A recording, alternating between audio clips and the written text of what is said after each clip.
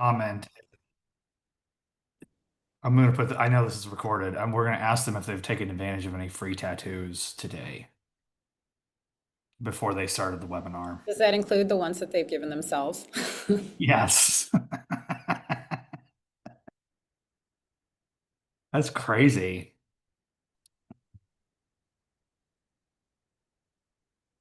Uh, Abby, is everybody okay? Wait, are we adding people in?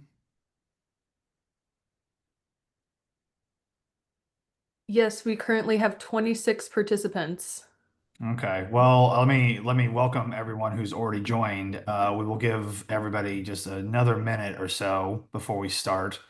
Don't want to cheat anyone on any time here because we got 2 full hours, and this is not one of those therapist hours that you're used to with the CLEs. This is 2 full hours, not just 2 50 minutes. So, want to make sure that you're getting your money's worth, which I know you didn't pay any money for this, but we want to make sure that everyone gets their CLE credit worth. If you're having to sit here on a lovely, I guess it's not really a lovely Friday afternoon here. It's a rainy and kind of muggy, but we want to make sure that you get the most out of this. So we'll give everyone another minute or so.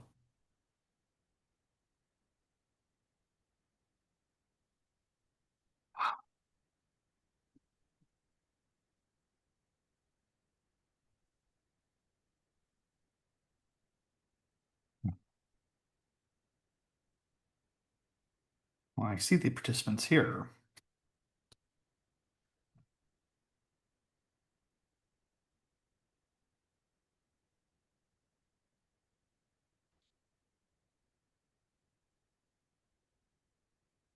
My goodness, it is a really eclectic group of people listening to this, so that's good.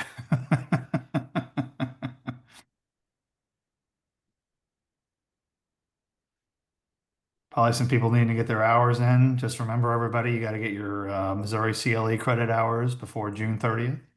And I think you have all month of July to report them. So, um, And there are 2.4 hours available for credit for this, correct? 2.4 hours. No ethics or any of the diversity credits, unfortunately. Those we were not able to fit in here. I was actually thinking about doing a diversity credit one and having like an additional panelist on here, but just decided to focus on Senate Bill 4. So sorry about that, everybody. Okay, it's 12:03. We've got a good crowd. Let's just go ahead and get started. This is Renew Missouri, but we are also joined by some of our friends at Consumer Council of Missouri, Sandy Paget, John Kaufman. We are going to be talking about Senate Bill 4, the good, the bad, and the ugly. And it might be good, bad, and ugly, depending for whomever, depending on your position or your take on things. Uh, this is um, this is Friday, June 13th, noon to 2 p.m. So we're going to be here for the next couple hours. We look forward to presenting you with a lot of education and maybe some entertainment. We'll see.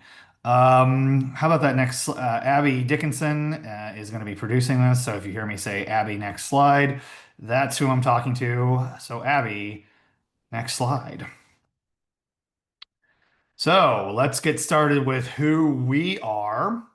We are Renew Missouri. We are a 501(c)(3) organized. We were first created in 2006. Our goal was to advance renewable energy and energy efficiency in the state of Missouri. We have worked on legislation, we've worked on ballot initiatives, we've worked on local ordinances, and we have also appeared in front of not only the Public Service Commission here in Missouri, but also the Kansas Corporation Commission, as well as the Kentucky Public Service Commission. So we are not just here in Missouri; we are in a couple of different states around this area. We are working on energy policy. We are advocating for that. And so, what's important to note here is all of this is kind of through the lens of our opinion on legislation and policy. So, you might have a different opinion about it. So, we are respectful. We are going to try to be respectful of everyone else's different opinions on this. As I mentioned, part of this is going to be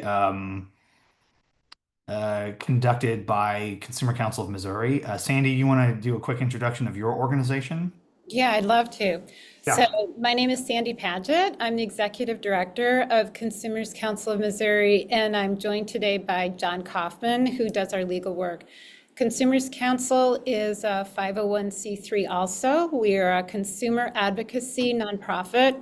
We focus on ensuring that utility rates are affordable in Missouri, banking opportunities are equitable, and healthcare is available for all. And we're doing this as obviously a part of our utility work. We think it's really important that people can afford to cool themselves in the summer when the Missouri temperatures are really high, heat themselves in the winter when the temperatures are low, have access to water for health and hygiene, and sewer too. So we're very happy to be here, and I'll pass it back to James. Thanks, Sandy. Yeah, we're really excited to have all of you here as well. And we do have a couple of different projects we're working on together, and we've really enjoyed our relationship over the years. Next slide, please. And this is the Renew Missouri team. Man, we got a lot of people to work here. Many of them are on this podcast, not podcast. Oh my gosh, what am I talking about? Webinar. This is a webinar. This is not our podcast. Although we do have a podcast, Renew Gurus. Subscribe to it on all major podcast platforms. So you can see that we have folks all over the area, all over the state. We have people in our St. Louis office. We have Jessica Polk Santel, who is in Southeast Missouri, David Stokely, who is in Southwest Missouri, and Emily Weber, who is going to be on this webinar, is also our Kansas City coordinator. So we are well represented around the state. Next slide, please. Okay, what are we going to talk about today? Well, that's a great question. We're going to talk about the legislative process and history of Senate Bill 4. We're going to talk about the legacy of anti-quit laws in Missouri, as well as changes under the new legislation. We're going to talk about the IRP process changes, which are the ones that we are most interested in. We're very excited about what that could possibly lead to. So we're going to try to spend a little bit of time on that. We've got the watt to watt provisions that we're going to talk about. Consumer Council is going to talk about future test years for water and gas. Because that's not really necessarily a subject that Renew Missouri deals with very much. We are not normally involved with gas cases. We are never involved with water cases. So that is something that they have a little more expertise on than we do. We're also going to talk about some of the consumer protections that were added to Senate Bill 4, with a particular focus on utility burden language and the incorporation of the energy burden tool. That is something that Renew Missouri and Consumer Council have worked on together for, oh my gosh, it feels like a very long time. I think it's been about 4 years that we've been working on that. Formally since 2022, yeah. Formally since 2022. Yeah, so it's been a while, but we're going to be talking about that.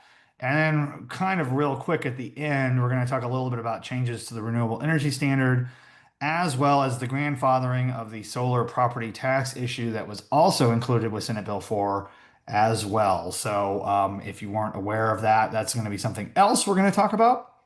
So let's go to the next slide. The legislative process and history of Senate Bill 4 passage. It's the state capitol. There it is. Looks like a nice spring day that picture was taken. Next slide, please. So we're going to take advantage of the fact that, Emily Weber is on our staff, and she's on this webinar, and she's only part-time with us.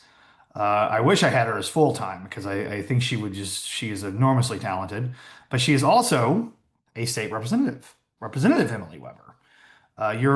What's your district again, Emily? So I serve District 24, which is the Midtown downtown area of KC.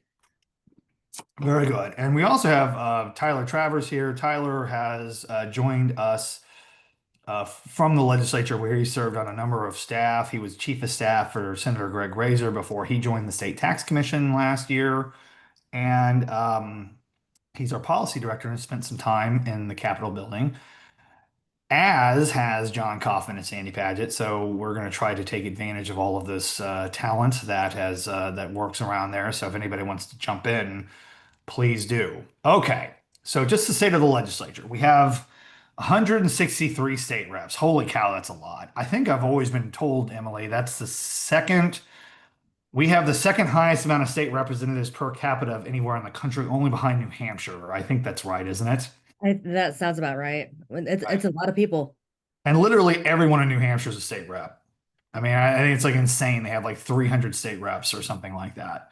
Um, and then 111 of those are Republicans. So there is a supermajority of Republicans in the House of Representatives. John Patterson, JP, as several people call him, is the Speaker of the House. He's from Lee Summit. Somebody told me, no, this was on our podcast. Scott Fawn told me he's the first Kansas City speaker since the Civil War. He is.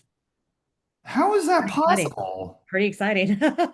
That's crazy. Right? Well, I don't know. I thought that was an interesting fact. I figured Kansas City would have more speakers than that. Oh, Okay. Well, and another relevant player in that chamber is Representative Bob Bromley from Jasper, which is Jasper County, Missouri. He is the chair of the House Utilities Committee, where a lot of utility related legislation goes. Emily Weber, also on that committee. Yes. yes. Yes. Then in the state Senate, there are 34 state senators, 24 of them are Republicans. That is also a supermajority. Senator Cindy O'Laughlin is the president of the Senate. Oh my gosh, this is something I didn't even notice when we were like going over this. Is everyone just put Missouri on this? Cindy O'Laughlin is from Shelbina. We're gonna test my knowledge here. Uh, and Tyler, you can correct me if I'm wrong. He's kind of looking. It seems like he's nervous, like I'm going to get something wrong here. She's from Shelbina, yes. I believe so, yes. Yep. Okay. And then there is also Senator Tony Luetkemeyer, who is from. Is he from? I know he's from Platte County. Is he I think he's from? from Riverside. Huh? I think he's from Riverside, but I'm not positive. Riverside. I was going to say Parkville, but Same county. we'll Yes. look it up. Okay. And then the Senate majority. So then Senator Mike Searpoy, who is from Blue Springs. Am I close? Lee Summit? Lee Summit? Is he from Lee Summit too? Tyler? I believe so. Yeah. Lee Summit? Okay. We really have to fix this slide. He is the chair of the Senate Commerce, Energy, and Environment Committee. Okay, so that is the committee that is, I guess, kind of the Senate component of the House Utilities Committee. Okay, so let's go to the next slide.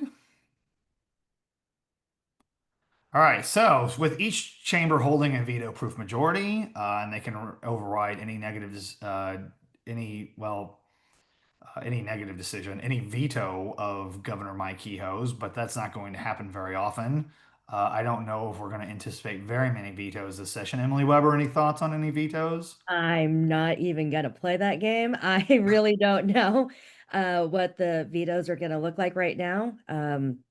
We will have to see. I think we are worried about some budget items. We are worried about some budget items. We are. I will note that Renew Missouri is very much watching a $500,000 line item to the Division of Energy for a value of solar study, which we are very interested in the state doing. We are very hopeful that survives the line item cuts. So that's just one example. While Republicans cannot control which bills get filed, they can control which committee bills are referred and whether those bills will get a hearing. Republicans also control what's voted out of committee and what gets on the floor. So essentially, let's just stick with the House for a minute, since Representative Weber is a House member. Speaker Patterson will appoint whoever is the chair of any committee, right? And they will, I don't know, does the speaker pick out all the members too, or is that something that So For the usually majority members. yeah, so usually the way it goes is the speaker has the control over what committees. There's always standing committees that are or the standing committees that will always be there, and then there's some special committees and things like that that can come and go upon the speaker's request. So the speaker will pick out who will be the chairs of those committees, who's going to be in those committees as well, how many seats we each get. Because he also has that control. So there are a certain number of seats that the Democrats will have to have Right.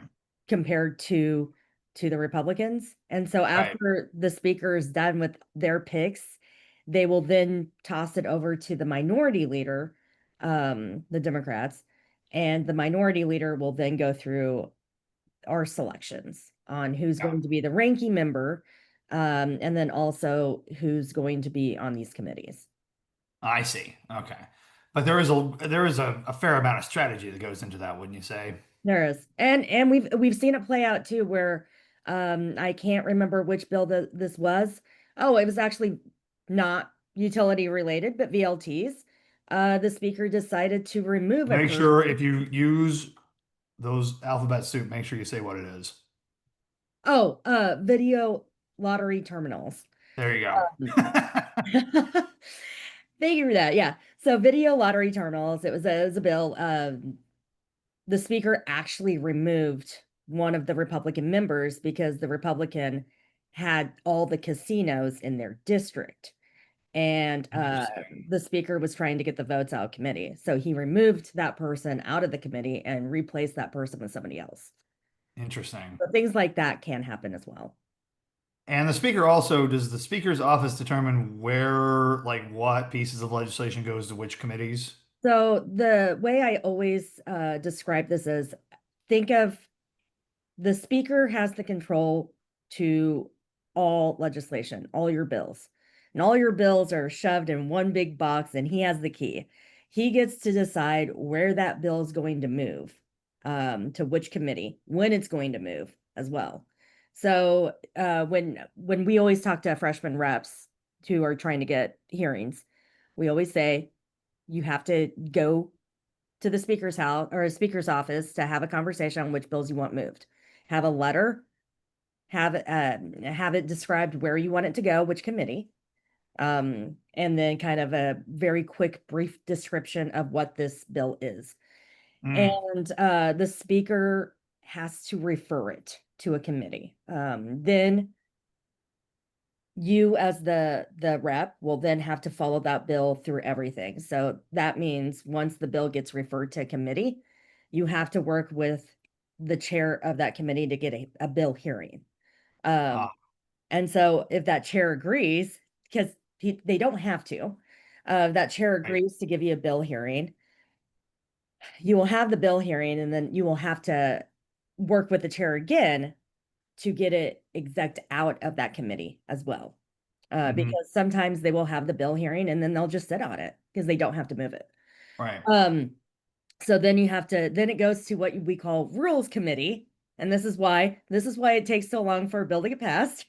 Then it goes to the rules committee and you have to work with that chair in order to get that bill heard and exec out of that committee. And then it will have to go to the floor. Ah, Once it's on the floor, it's really kind of up to the floor leader and the speaker to, it depends if they're going to move that bill or not. And then sometimes, depending, politics comes in play. And next thing you know, they're using your bill as hostage for something that they want. So things like that can always happen. it is. And then after all that, it's got to do the same stuff in Then the you gotta Senate. move it to the Senate. And who knows what's gonna happen in the Senate. So that's a whole nother ball game. Well, But yeah, yeah. as the bill sponsor, you have to make sure that you're following that bill nonstop to make sure it is moving. Yeah. I think when I initially had contemplated this as a half day event, I think we could have gotten into like everything about the Senate, but we won't do that today. Uh, so yeah, that's kind of just some strategy there. Bills get filed as early as December 1st, which is about a month before the session goes before the session begins, and can be filed as late as March 1st. More bills are filed on those days than any other time in between. Although one thing I noticed this year, it seemed like bill filings felt like they slowed down a lot after session came in. Um, and yeah, I'm already getting something about time. But but maybe that was just because like the big pieces of utility legislation that all became part of Senate Bill 4 were kind of everyone kind of knew that was what the focus was going to be, so we didn't see as many utility related pieces of legislation. I don't know. Um, so anyway, next slide. Okay, so Speed through this one. we'll skip through this one. Yeah. Thanks, Tyler. Co-producer Tyler Travers. Okay. Let's go to the next slide. We actually already went through this, so we can skip to that. Yeah, let's skip this one too. Okay, let's just get into Senate Bill 4, which, by the way, Senate Bill 4 was kind of, I mean, we'll get into this a little bit, but okay. So on November 5th, 2024, Governor Mike Kehoe was elected. November 25th, 2024, the Kehoe administration Public Service Commission jointly present policies that would later become Senate Bill 4 at a Power Missouri conference. Legislation that would later encompass Senate Bill 4 is pre-filed by Senator Mike Searpoy on December 1st, 2024. If you remember that pre-filing date, that's very important here. This was like, I want to say 4, 5, and 6. Like everything that was part of Senate Bill 4, like had been part of 4, 5, and 6. I mean, and so this is another really important thing too, which I don't think we didn't talk about, Emily Weber, was it's important when you file a bill and what number it is, because isn't those numbers, the higher the number is, and when I So say that's on the Senate side. On the House side, it doesn't matter. it doesn't matter on the House side. No, Okay. but that is on the Senate side. The Senate side, that is a you want the first few bills filed, the low numbers.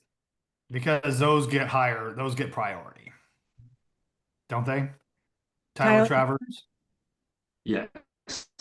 They have to refer them to committee in order.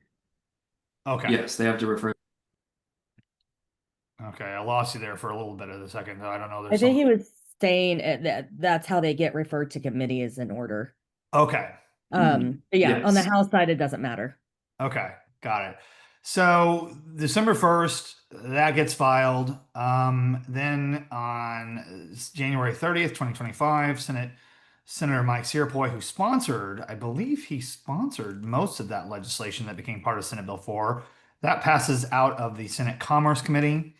Relevant to note, or I think some of the people that were presenting on here thought this was relevant to note. Of the people that testified in favor of this legislation, as opposed to people who testified against it, people who filed in favor of the testimony included utilities, unions, a number of labor unions testified in favor of this. A number of economic development organizations like the Chamber of Commerce testified in favor of this. The chair of the Public Service Commission testified in favor of this, which we have not seen in a number of years. I know that when I was public counsel and in the first period of time that I was at Renew Missouri, I know that the PSC, the Public Service Commission, would come and testify for information only on certain pieces of legislation. But this was this instance where the Public Service Commission had representatives there testifying in favor of this legislation. People opposed to this legislation included Renew Missouri, Consumer Council of Missouri, Sierra Club, the kind of industrial and commercial groups, some of which are actually on here. MECG, I see their lawyer on here, the Midwest Energy Consumer Group, and the Missouri Industrial Energy Consumer Group.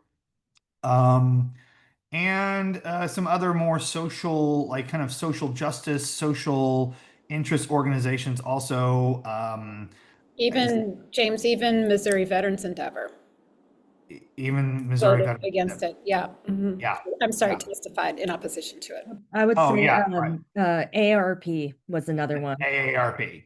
which I know that because John Kaufman also does a lot of work with AARP, sometimes I incorrectly kind of lump those two organizations together. But yes, AARP is a separate organization and they testified against this as well. I think also like some of the more like kind of libertarian groups, like I can't remember, is it Americans for Prosperity? Was that Jeremy Cady? I think he testified against this. I don't know. I can't Anyway, remember. I can't remember. Well, anyway, okay, so. Then on February 4th, Senate Bill 4 is debated for the first time on the Senate floor as Senator Tracy McCreary filibusters the initial Senate substitute, stalling potential passage. I think that then a couple weeks later, after some negotiations that led to some consumer protections being implemented, a new Senate substitute of Senate Bill 4 is taken up and passed out of the Missouri Senate. Then on February 25th, Senate Bill 4 is first introduced in the Missouri House.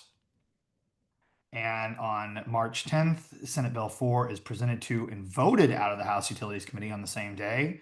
I know we were talking a little bit about this before we started. That is unusual to see that. Usually the committee will hear a piece of legislation and they'll like kind of sometimes wait till the next week or a couple of days to vote on it. In this case, they voted on it on the same day. Then on March 10th, no, excuse me, March 13th, the full House uh, passed Senate Bill 4. So just that same week. And so that was right before spring, legislative spring break. And then on April 9th of 2025, Governor Mike Kehoe signed Senate Bill 4 into law. So this moved very fast. But it was, but also I think when you look at some of the initial, I mean, I noticed that we had this issue on November 25th that this had this conference, but there had also been a conference in August of 2024 as well, where some of these issues were also brought up.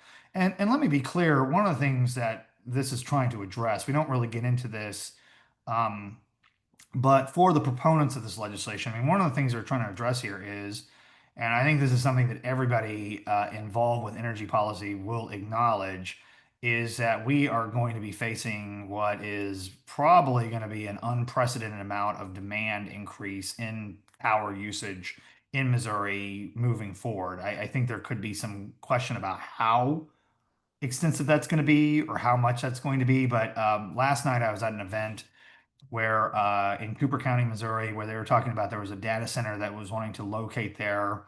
They didn't give any names, but the data center was demanding that they have access to 50 megawatts of power, which they were not going to be able to have.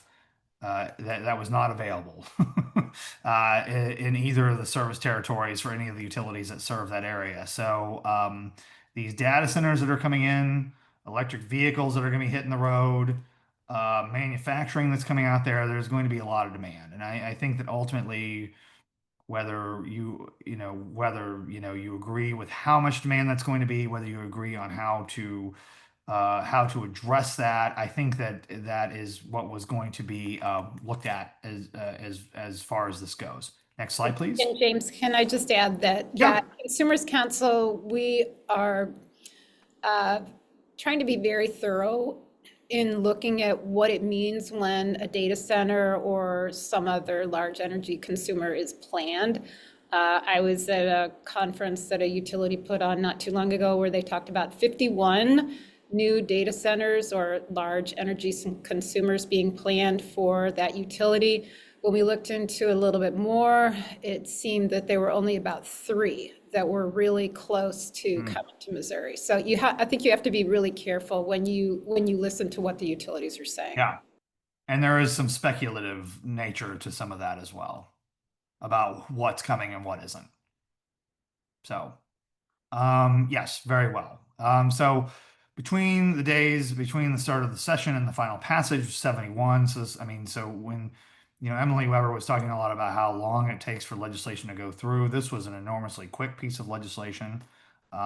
We also took a note of lobbyists retained by Ameren, Evergy, and Liberty during the 2025 session, 62. I think I look at the people on here. Tyler and I are lobbyists for Renew Missouri, as is Burton Lisi.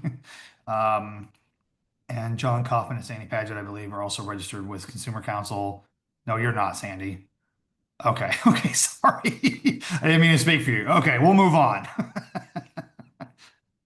Okay, before I get another chat saying I need to speed up. So let's go to the next slide. Okay, okay, quip. Let's talk about quip. What is quip?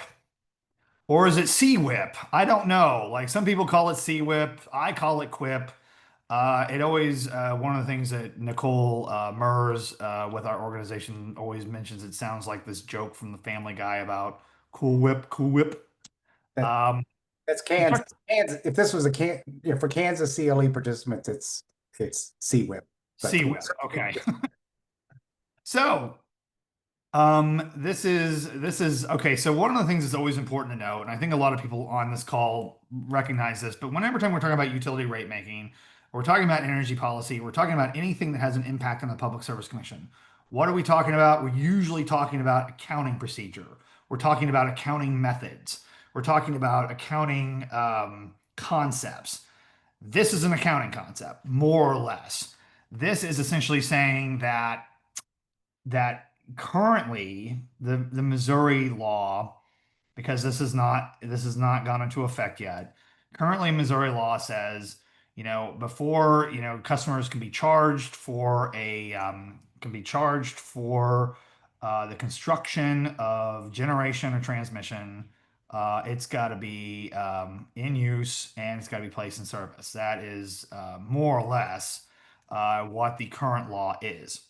And What James, can I Yeah. just add that that was passed by voter initiative in 1976, Yes. and it was also drafted by one of Consumers Council's founders, Alberta Slavin. I actually did not know that, but I didn't know that it's who drafted it. She But was yes. involved in it, yes. Mhm. Okay. Yeah, great.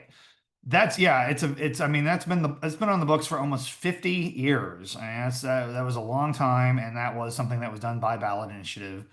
Now with Quip, that the utilities can recover those costs during the construction phase, potentially leading to higher upfront costs for customers. Now, some people would argue like, oh, it's not higher costs, it's just that there's going to be a front loaded, yeah, they're going to be front loaded, but they're going to be the same.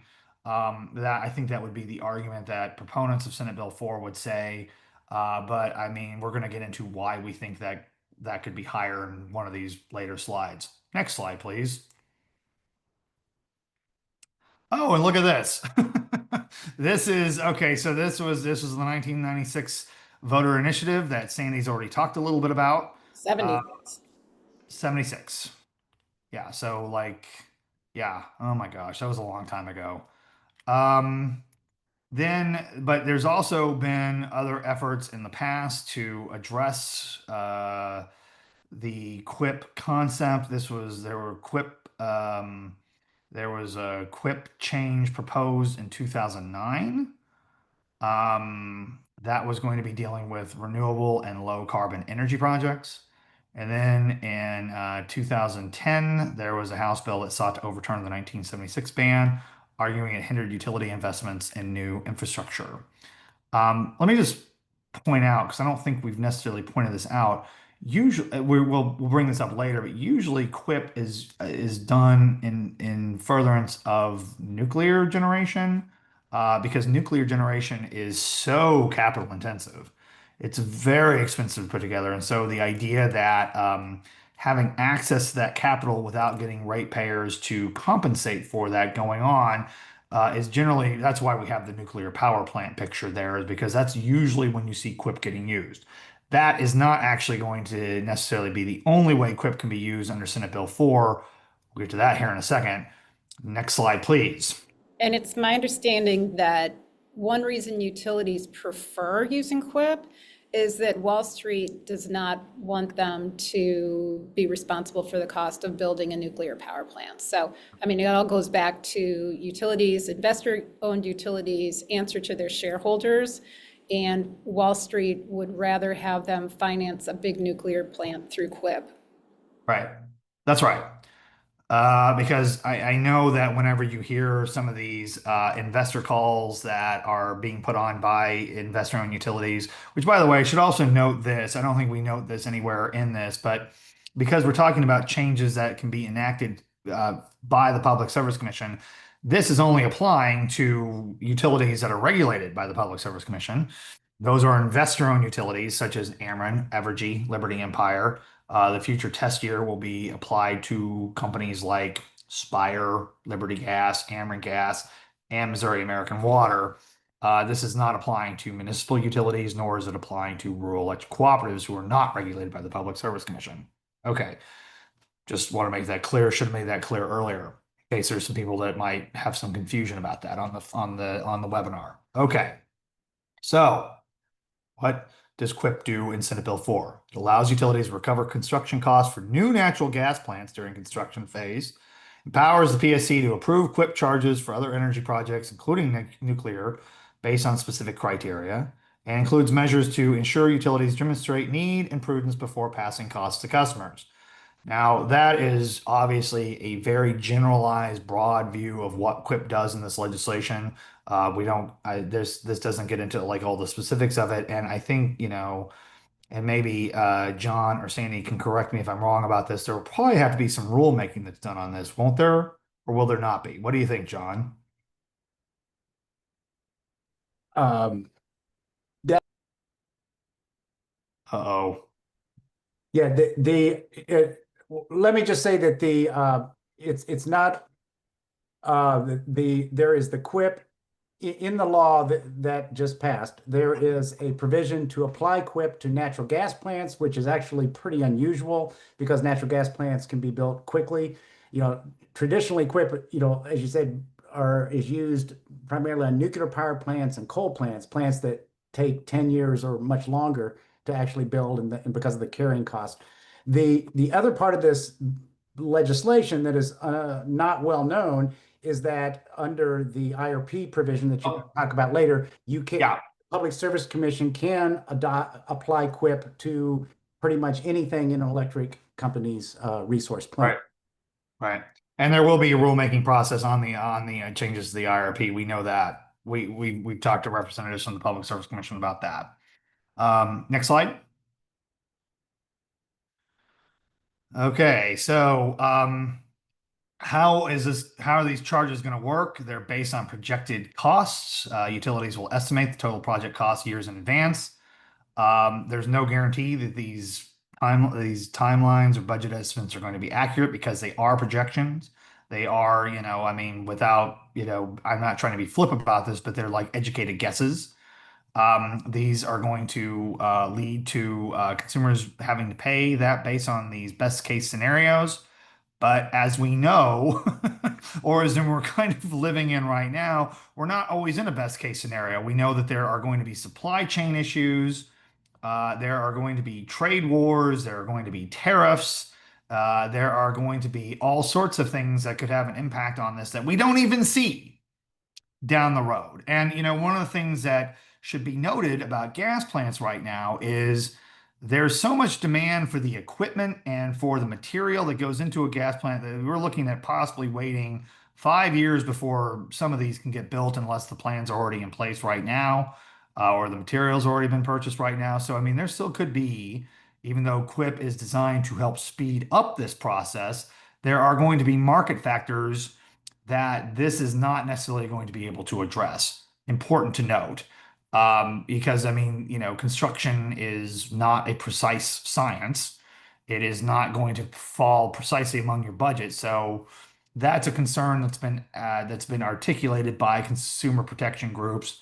And then finally on this, utilities earn a guaranteed return on whatever they claim to spend. So that's also going to be part, and that's just generally, that's something that's part of the rate-based process of getting a return on equity on construction that investor-owned utilities are able to get from the Public Service Commission or from any state that's got a regulated system like this. Next slide, please. So this is, of course, from the consumer perspective. Consumers will inherit the financial risk more so than the utility. QUIP allows utilities to earn a profit on every dollar spent before a single kilowatt is generated. That is going to be the case in some of these instances. Customers fund interest and return on equity, boosting utility earnings. Bills will go up years before the plant is completed. And if the construction is delayed or costs increase, customers still pay. Next slide. Yeah, James, I would note that there is a provision in the law that says Yes. that there can be refunds, um, but it requires a finding by the Public Service Commission involving prudence and reasonableness, and it's certainly not a sure thing. And All as right. we saw in South Carolina with the VC Summer plant, billions of dollars were charged to consumers. The project failed, is never going to be completed, and only a small fraction of those billions of dollars actually got refunded under a similar statute. Right. Yeah. And I think we might address that in another slide, but I'm not sure. But that's good to note, John. Thank you. And so one of the questions is because this is a question that has been asked is does QUIP apply to nuclear? Because I mean, generally this has been, well, this is going to be for gas plants. And we have heard people in committees and in conversations say, well, it doesn't.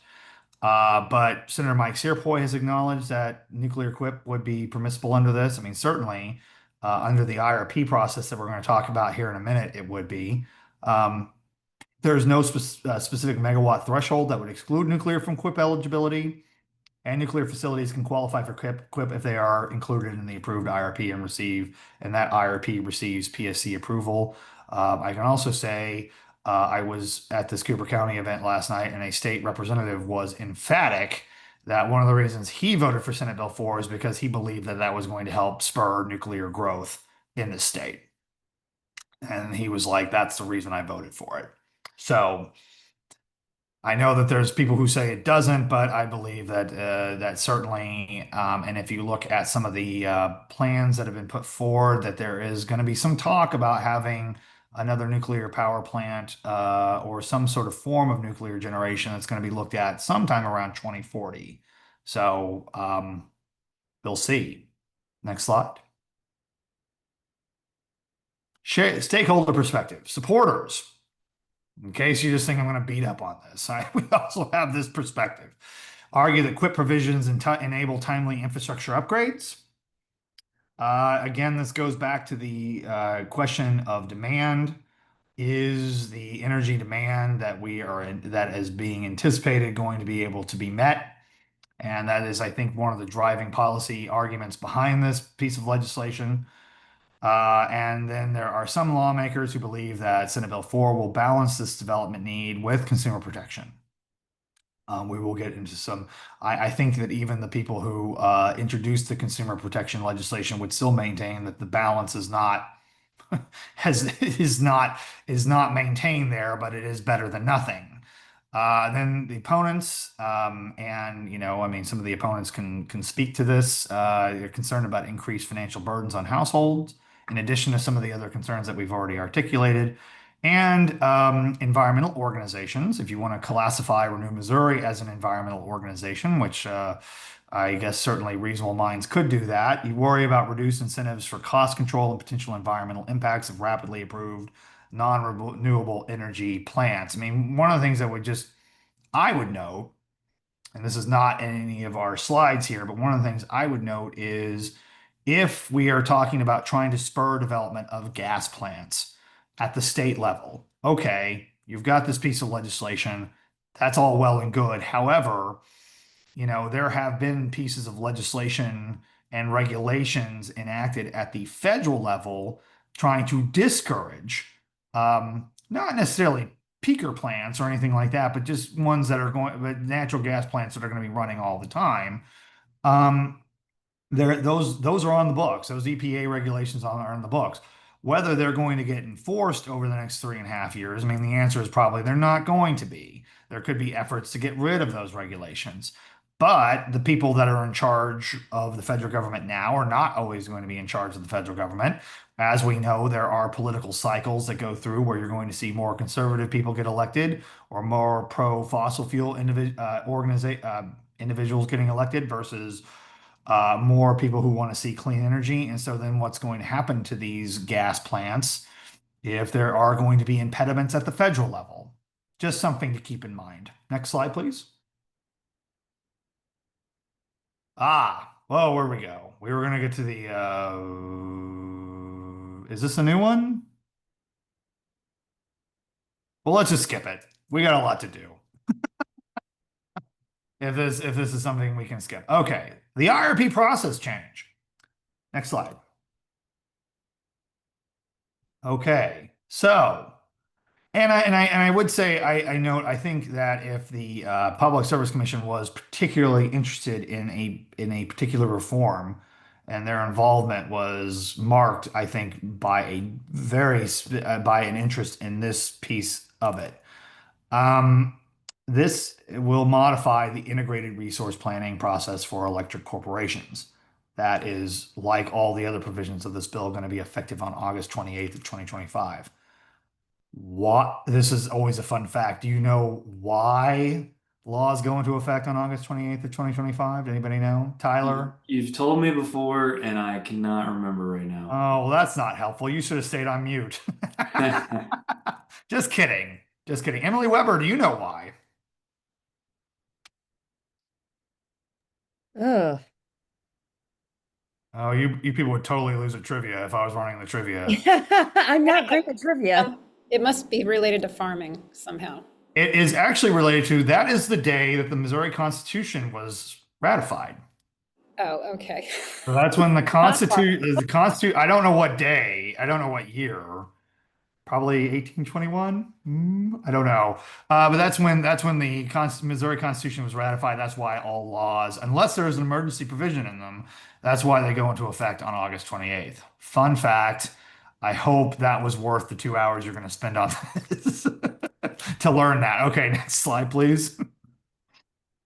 What is an IRP? My goodness, what a good question. That is a comprehensive plan that is developed by an electric utility which outlines its future resource strategy.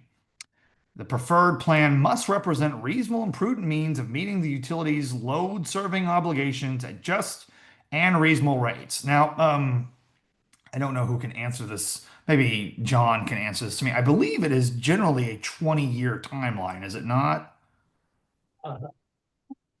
I am not, I guess I wouldn't say I'm an IRP expert, but there are projections that are done 10 years and 20 years out, I Oh, believe. yeah. Okay. Yeah. So essentially, yeah. So that's kind of the extent of how far they look out in the future. So next slide. What is in an IRP? Another good question. Well, there's load forecasting and plans to meet current and future capacity needs with price estimates. That includes current and future generation portfolio data, compliance plan for current and potential environmental regulations, analyses of demand side and supply side resources on load management, current and projected costs of fuel and technologies, and alternative plan modeling. Ergo, an aggressive renewable energy plan or an aggressive demand side resource plan. So those are, among other things, what you would normally see in an IRP that gets filed with the Public Service Commission. Next slide, please. Okay, so what this is, I believe, the new information. The PSC shall publish a schedule for each electric corporation to submit an IRP every 4 years, no later than August 28th of 2027. Next slide, please. Okay, so this is where we get into the new rules. This provision summary of Senate Section 393, 1900. The commission is to promulgate new rules for IRP application requirements. The commission's findings that the preferred plan is reasonable and prudent shall constitute as permission to construct or acquire the assets specified in the preferred plan. An electric corporation may include construction work in progress to its rate base for any investment for which the commission granted permission to construct. I would note this is the new provision on this. I mean, generally how this has worked historically, ever since we've had the IRP process in Missouri, and admittedly, or in my opinion, it's not been a very effective use of people's time.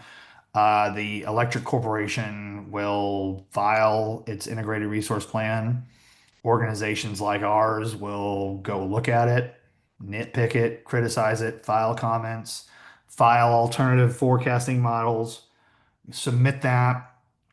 Then there might be a response from the utility to those comments. And then after that, nothing happens. Nothing happens really. I mean, there's a penalty in the rules that if an IRP isn't filed, that there could be consequences to the utility for not doing it. But that's it. There's really there's nothing that comes as a result of this. So this is a way to kind of give that IRP process some teeth. Next slide, please. So, um, Senate Bill 4 requires the commission to consider the following factors for a reasonable and prudent determination. That includes resource adequacy, its applicable planning resource margins and role of the energy markets, reliability, rate impacts, availability for purchase of affordable and reliable generation from third parties, overall cost effectiveness, commodity price risks, diversity of supply side resources, competitive pricing, participation in regional transmission operator markets, RTOs. That would include MISO as an example of like what Ameren is a member of, and environmental regulation compliance. So those are going to be some of the factors they're looking at when these plans get put in place. Next slide, please. Deficiencies. If the commission decides the preferred plan is not reasonable and or prudent in whole or in part, its report and order must specify deficiencies and may require the utility to make a further filing to address those deficiencies within 60 days. Next slide, please. Review criteria, construction work in progress. So this essentially says that that essentially if these IRPs are approved and these projects are in there, they will be able to use construction work in progress. So I think John Kaufman alluded to this earlier. While there are provisions in Senate Bill 4 that specifically address gas plant construction and gas plant generation, anything as far as generation goes, it could use QUIP uh, if it's approved in this IRP. That can include renewables. That can include solar and storage, which I know that utilities have indicated they're going to be looking at as potential generation options. Could include nuclear. It certainly will include gas. Um, Probably never going to include coal again. I don't think we're going to be building any coal plants anytime soon, but that is so the QUIP is going to be able to be factored into anything that's approved under this. I mean, we're talking about essentially a pre-approval. And I think if you want to look at how this works, I think one of the things that you'd really want to do is go to look and see how this works in Michigan, because I think that ultimately that's the state where a lot of these provisions came from, and I think that's kind of seen as an interesting model that Missouri might be able to follow. So keep it, no doubt during the rulemaking process, we're going to be looking very closely at what Michigan does and how that's done, and so we don't have to reinvent the wheel, or at least that's how Renew Missouri is kind of looking at it. We'll see. We haven't really started diving into it too much yet. So there you go. Next slide, please. Okay. So if an application for a CCN for a new generation shows consistency with the IRP's preferred plan after a local public hearing and a determination the plan is reasonable and prudent, the PSC will assume the resource is reasonable and prudent, assess the utility's qualification to construct, operate, and finance the resource, assess siting considerations, and take action within 120 days of the application filing. So the CCN process isn't going to go away. By the way, yeah, Certificate of Convenience and Necessity is what that stands for, but it is going to be enormously truncated and enormously minimized. I mean, right now, a CCN is I mean, it's a fairly extensive process. It's not like a rate case or anything like that, but it is extensive.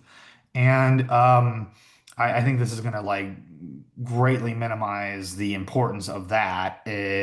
But on the flip side of that, the IRP process is going to become a big deal. That is going to be a big part of like what organizations like Renew Missouri does, or the Public Service Commission. I mean, one of the concerns I had and addressed to the commission when we were talking about this IRP plan was, whether or not there was going to be sufficient staff at the commission to address this, and I mean, the assurances were, and I haven't checked on this with the budget, but that there were going to be several other new positions that were going to be created to deal with this because I think this is going to take a lot of resources from their end as well as others to deal with this. So that's really important. Next slide, please.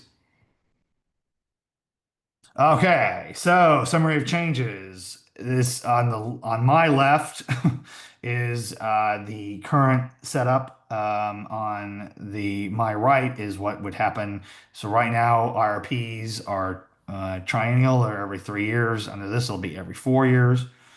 The IRP is not approved by the PSC. The utility can deviate from the preferred plan. Under the new law, commission finding that the preferred plan is reasonable and prudent constitutes permission for a utility to construct. CCN applications are required inquiry into prudence. The CCN inquiry under this new law will be limited and expedited.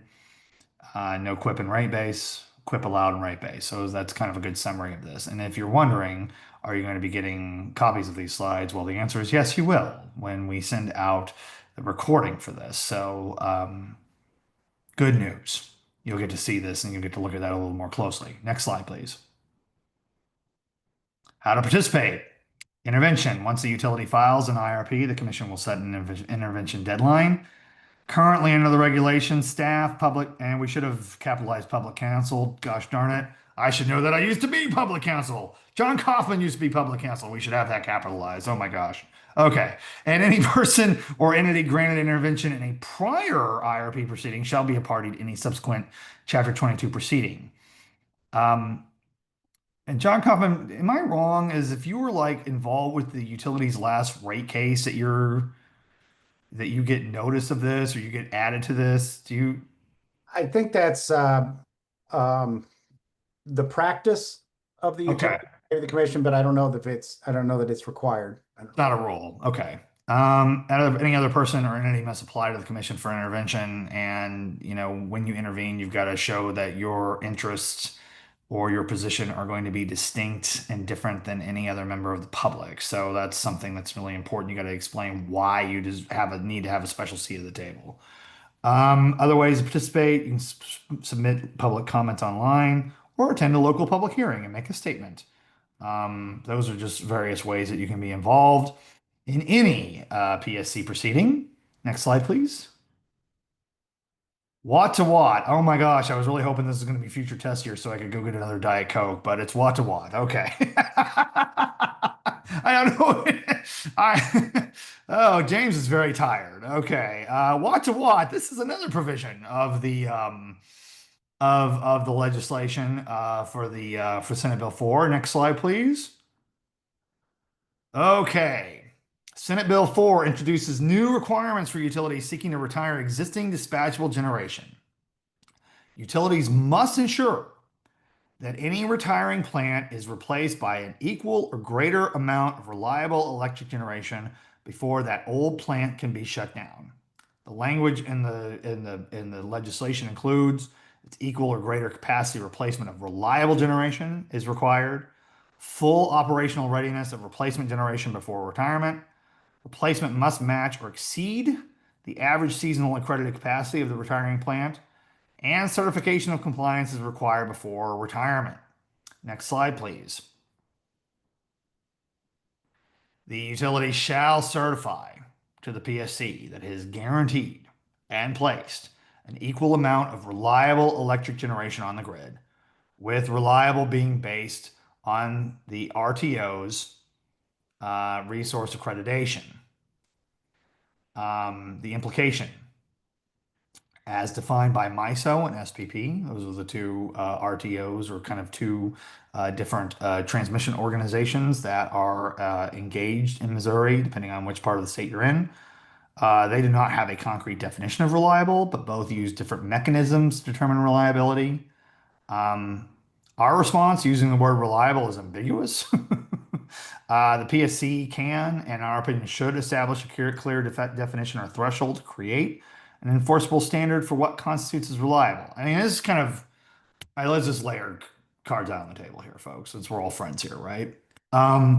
I mean, I think one of the reactions of environmental groups is to say, like, well, what does this mean as far as like, can like a solar facility replace a coal plant? I mean, the honest answer is I don't, it's hard to say because it's based on like what one of these RTOs is going to define it as.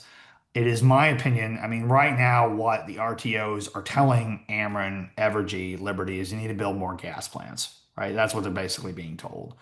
Do I believe that there is a future where solar plus storage or wind plus storage or any component of storage could be considered reliable, dispatchable? Yes, I think there are states that have defined this as, I mean, I know that Minnesota has essentially said that storage and renewable coupling is just as reliable as baseload, which is what we're talking about is when we're talking about gas or coal.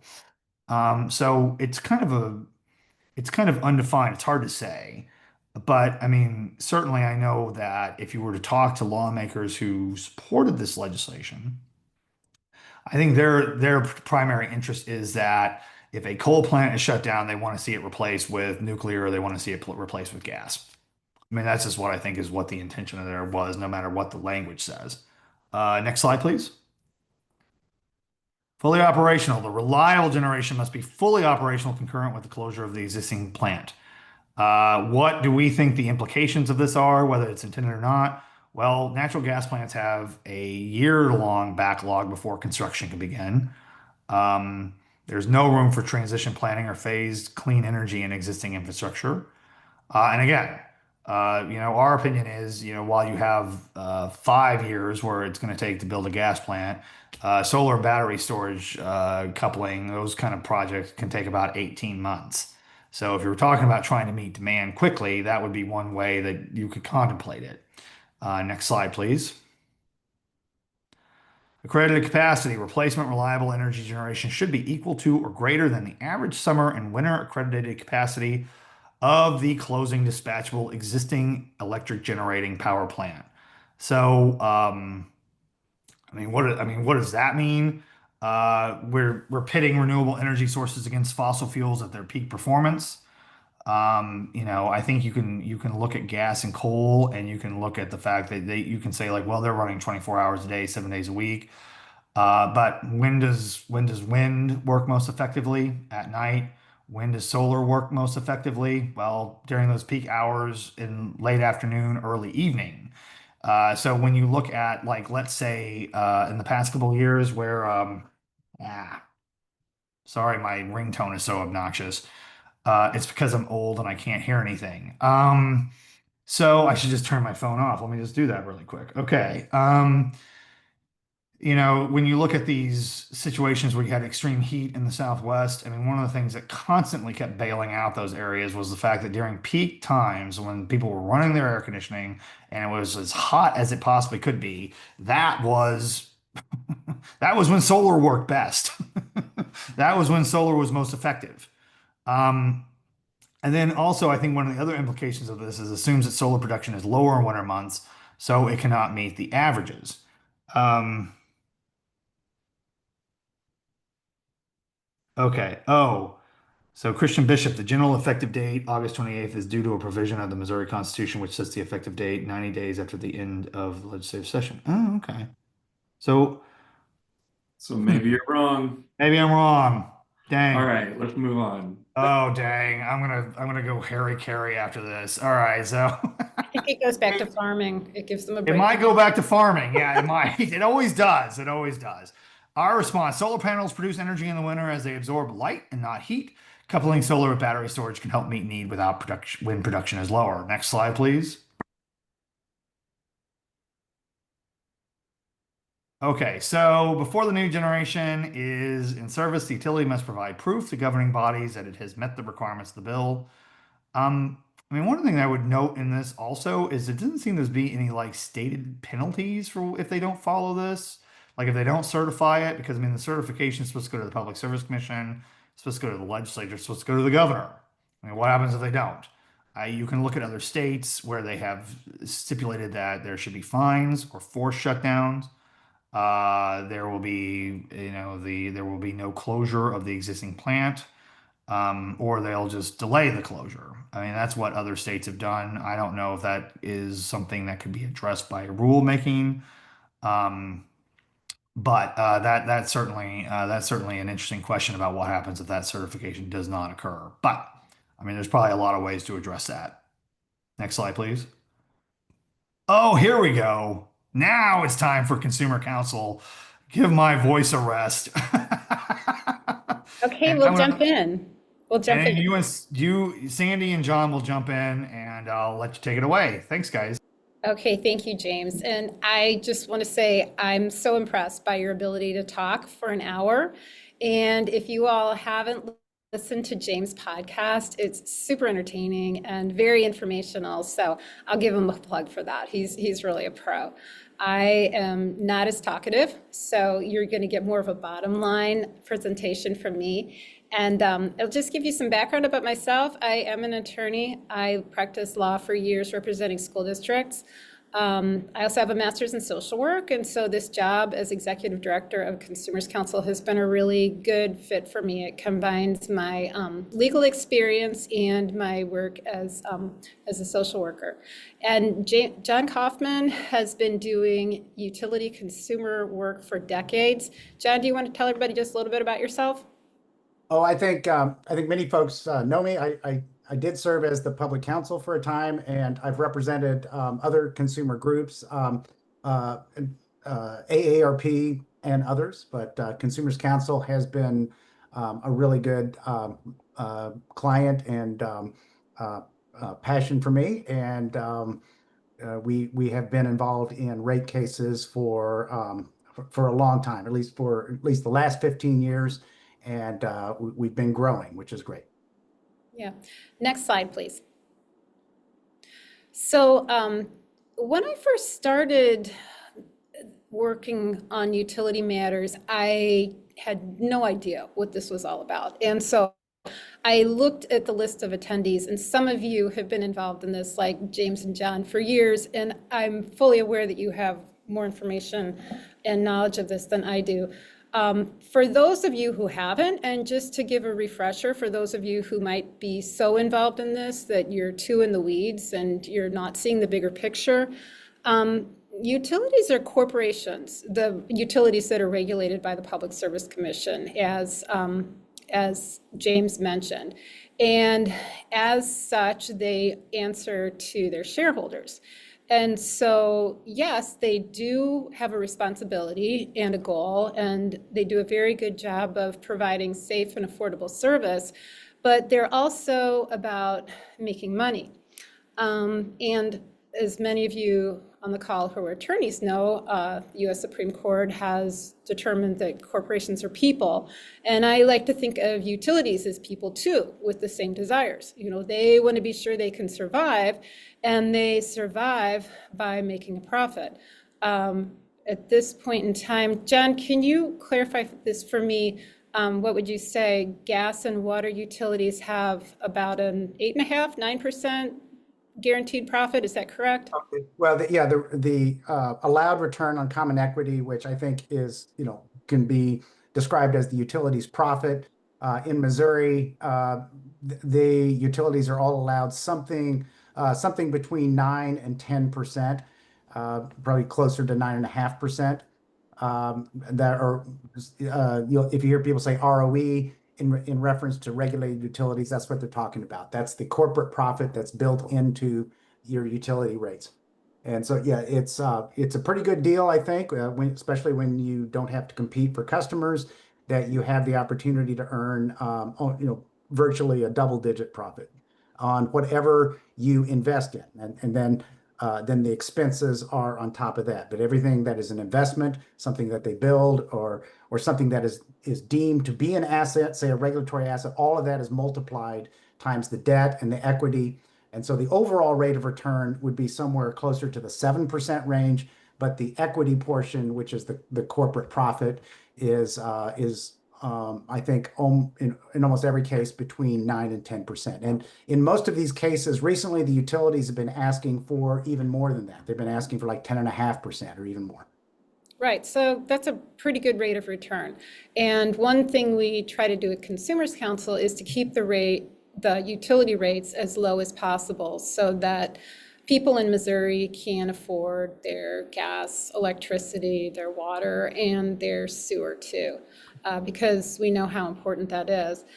So I'm going to jump with that bit of background into future test year. And I guess, the big question is, what is future test year and why would you all on the call care about this? Well, it goes back to, remember, the utilities want to make a profit. And so with future test year, the way I think about it is it's kind of like when my kids were in college. I have 4 kids. They're now all adults out on their own. But when they were in college, they, we always talked about what monthly allowance they would get. And inevitably, it would happen with each one of the kids. At some point in time, they had overspent what we had given them. And so my question to them was always, okay, well, what have you been spending your money on? I want to see your receipts. So for the next month, I want you to collect all of your receipts and let's see, are you spending your money on Ubers or DoorDash or, going to the college bar? What are you spending your money on?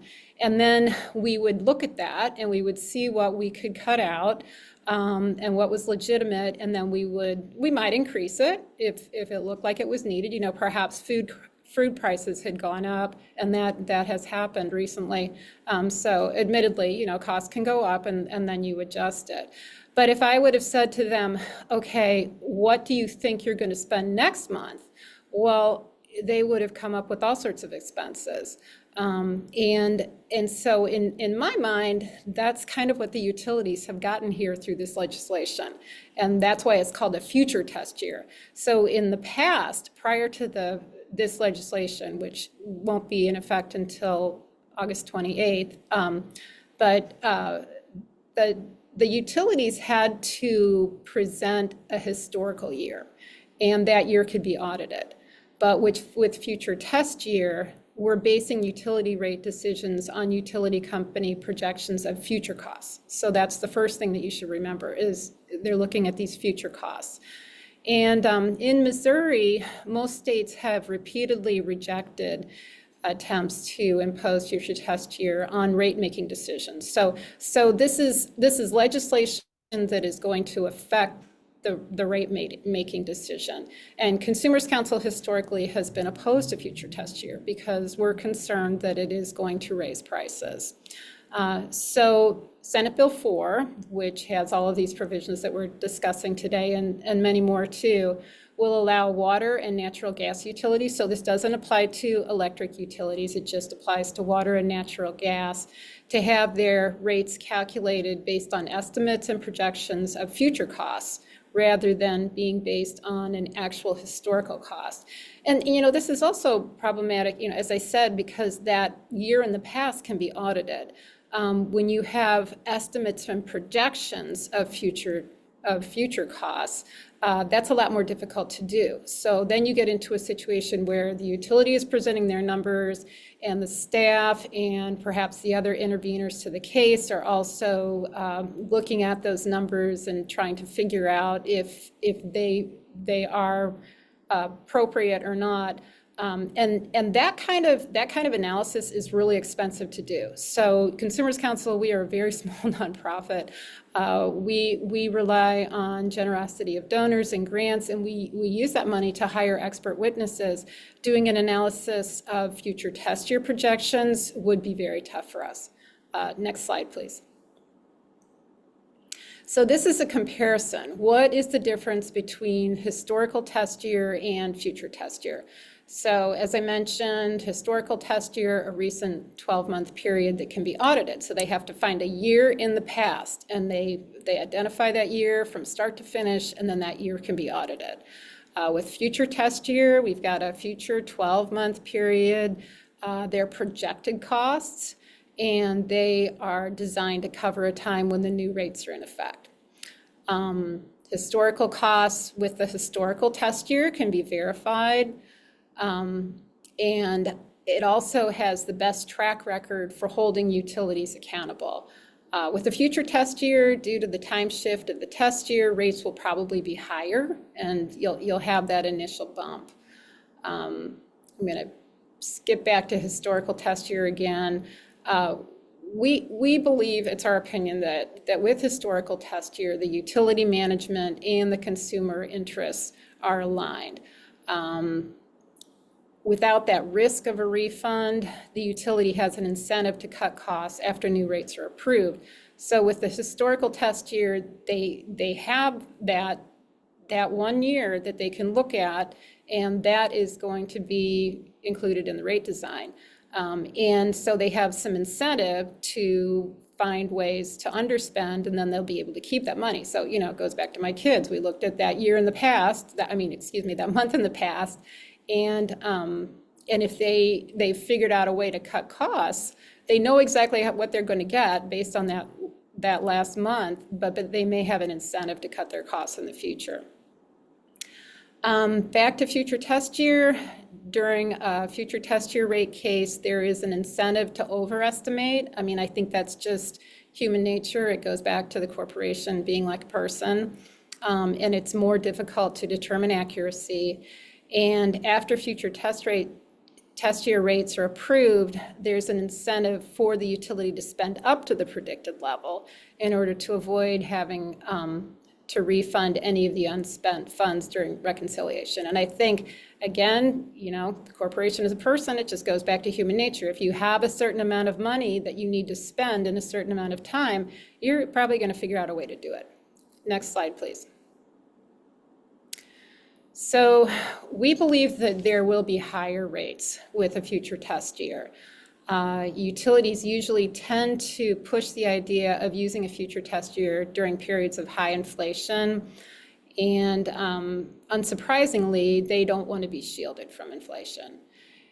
But of course, the quicker that inflationary costs are passed on to utility consumers, the greater the general rate of inflation is ratcheted up. And once the utilities get a rate increase, it's easier for them to use that increase to be the base for their next rate increase.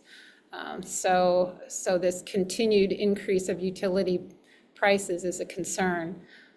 Future test year does not guarantee any greater reliability or provide any better utility service. That's a concern too.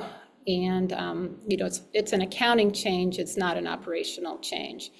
And we've looked at what the impact of future test year might be, and expert opinions range from 3% to 20% higher rates. We believe that the most likely estimate is more of a 10% increase in residential water and gas rates. The rates do continue to go up. I don't know if you're keeping track of it, but Missouri American Water had requested a 31% residential rate increase. They just received about a 25% residential rate increase. Spire currently has a 15.5% rate increase pending. So rate inflation is a real thing. John? Yeah, Sandy, I could add a little more on Sure. that. So we talked to experts who for a living, do rate making calculations, and they gave us numbers, like I said, between 3% and 20% as the specific impact of making this accounting change to future test year, with the median increase being about 10%. So that's what we're expecting. The expert who said that the impact is 3%, they were only talking about that initial bump. And so it's 3% plus an X factor. And that's a harder thing to calculate, actually, what's going forward and with the incentives. But as you laid out, we believe that while the incentives used to be for a water or gas utility to cut their costs and get an initial financial reward for that, which then leads to lower rates. Now the incentive will be to spend up to the projections. And that's a harder thing to calculate, but we think overall this is, by itself, this provision of the law will make electric and gas rates 10% higher. Next slide. Jan, you want to jump in and cover this part? Sure. And maybe for a moment, I could make the argument for the utility companies, I mean, what they will, their argument for future test year is that the rates are going to be designed to be charged in the future. And so they say it's only logical for the Public Service Commission to look at the next year. Say there's a rate case right now in 2025, rates are going to be effective in 2026. So why don't we look at the data from 2026? That's their argument. And I should note that the Public Service Commission would, under the law, doesn't have to adopt a future test year, but they would have to make a finding that is detrimental to the public interest to use a future test year. And as we've noted, there are public service commissioners who actually lobbied for this. And so we're expecting that this might actually happen. But the law does give the Public Service Commission discretion. And then there's another thing here which will probably only make sense to people who are rate making, utility rate nerds like me. But there is a thing about the way they look at it after the fact, where they look at, the future test year is going to look at the investment, in the things that they invest in, the rate base, so to speak, and it's going to use month end data and average it. Whereas the reconciliation will look at the total investment at the end of the test year, which will then be high. So instead of averaging the investments over the year, that number is actually going to be the total investment at the end of the year, which is another factor that leads to higher rates under this future test year model. I guess next slide. Like I said, there is going to be this reconciliation, and proponents of the future test year law say that it's better because they're going to true it up, and they're going to make sure after after the rates are in effect for a year, there's a 45-day period, and then the utility has to update its rates and show that it did spend the amount of money that it projected to spend. And so the proponents say, well, this is going to then get the rates exactly right, because we will make sure that they do spend the money and that you're not paying rates for something that you didn't get, essentially. But the problem from our perspective is that the cost of service rate making incentives to cut costs have now been replaced by an incentive to spend up to it. And that's just, I think, just human nature. Pretty much any government agency, organization, company, if they're given a budget, in most cases, it's in their interest, in their own selfish interest to make sure that they spent up to that amount. Now, the law does say that the update will not raise rates. And so if they spent over the amount that they projected, it is capped at what the future test year said. So it's these reconciliations that happen after the first year that rates are in effect cannot raise rates in and of themselves. But I would expect in almost every case, they're going to come at right about that number, because if they don't, then they're going to have to give the money back. Next slide, please. This is probably too complicated to get into in this particular CLE, but for those of you that are practitioners, there are two different reconciliations. And so it's a complicated process. Look at subsections 5 and 7 of the law. The over collections, if there is, if they do not spend up to the projected future amounts, then those over collections will be sent back to consumers with interest as a regulatory asset. And I would note here that this applies to both investments and expenses. But I think that's enough. We can go to the next slide. We can move along here. And I guess this is the last one. Yeah, there are going to be rules, and the rules say that this reconciliation process, which is rather complicated, will have to involve a meaningful review. So hopefully consumer advocates and other parties can get involved in that process, and those rules will be important as they may add additional requirements and additional protections, hopefully. So that's some legal information for those of you here for a CLE credit.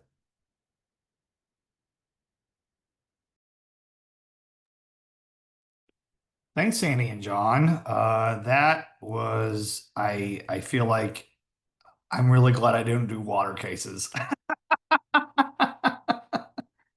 They're tough. They're tough. And thank you again for your insight and your knowledge on this.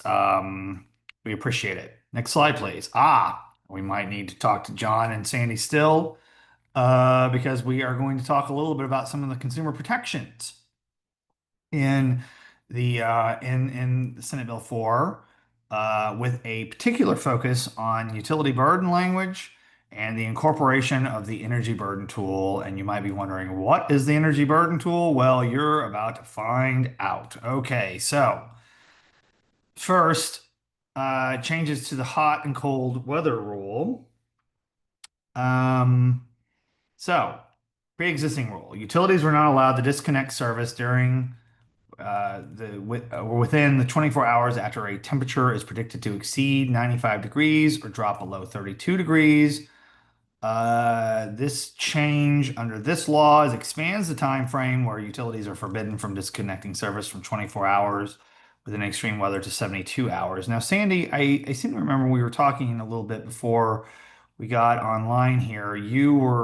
I think Consumer Council might have done some estimate about how much, or kind of like a rough estimate of how much more this could add to kind of like protecting people?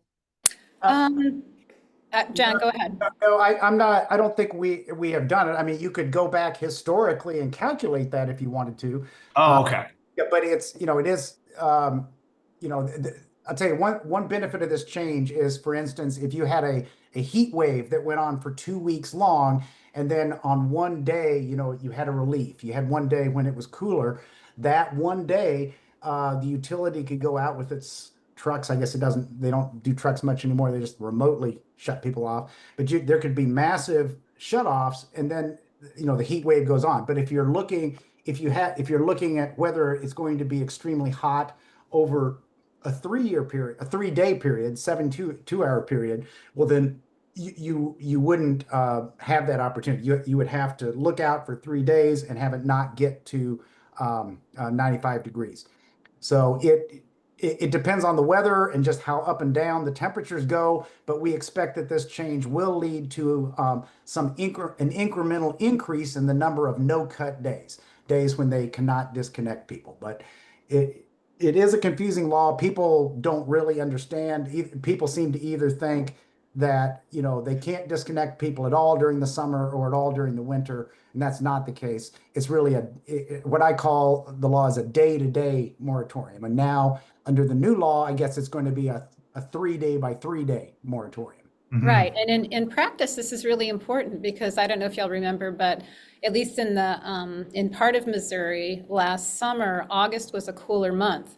And so one of the utilities had a relatively high number, actually a very high number of disconnections in August. And I just happened to be talking to someone from that utility and observed that. And he admitted, he said, there were a lot of cooler days in August. So they take advantage of that to disconnect people. Hopefully, if they have to wait 3 days instead of just one day, we'll have fewer disconnections. But even with the tornado that impacted St. Louis recently, Ameren has only agreed to pause disconnections until July 31st.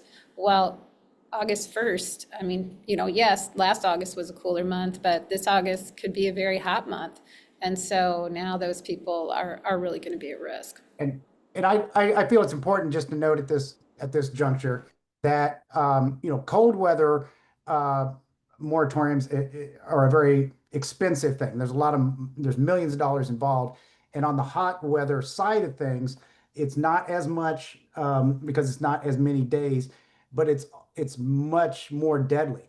The number of people who die from heat waves in this country exceeds all other natural disaster deaths combined.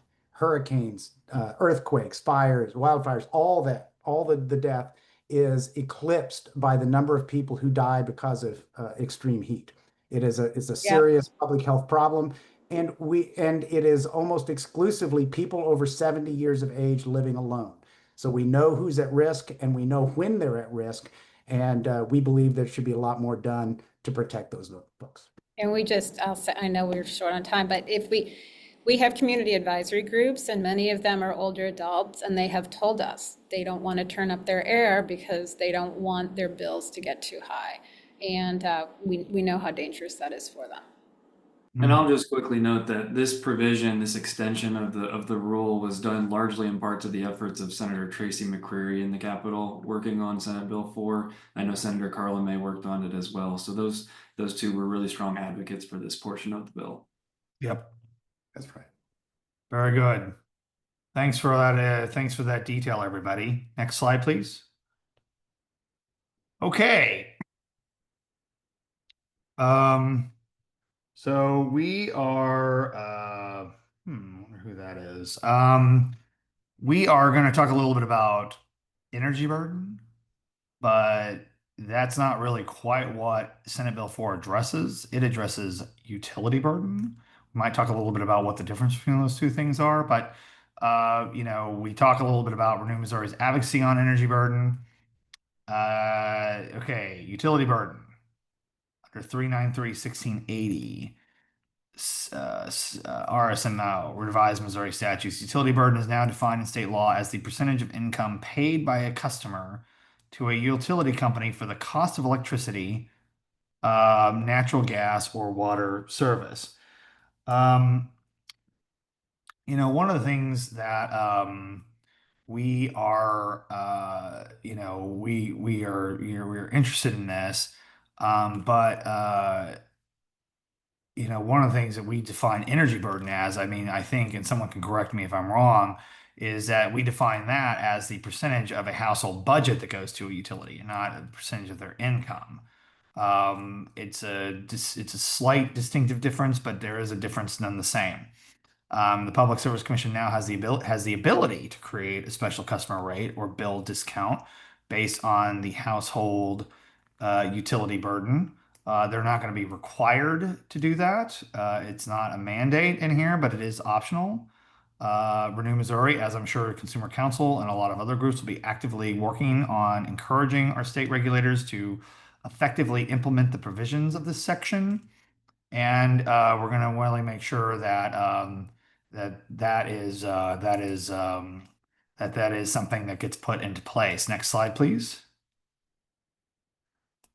So there are some low-income discount program examples from around the country that are addressing energy affordability.